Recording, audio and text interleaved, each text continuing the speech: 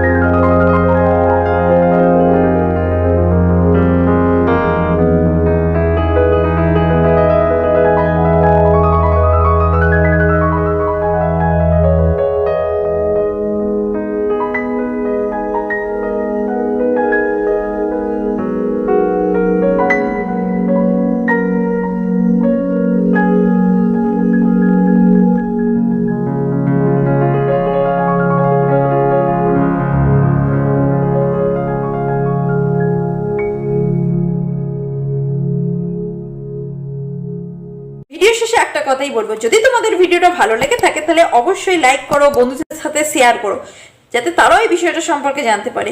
Comment বক্সে জানিও যে ভিডিওটা কেমন লাগলো এবং চ্যানেলটাকে প্লিজ সাবস্ক্রাইব করো। তো ধন্যবাদ বন্ধুরা, আজকের মতো বিদায়।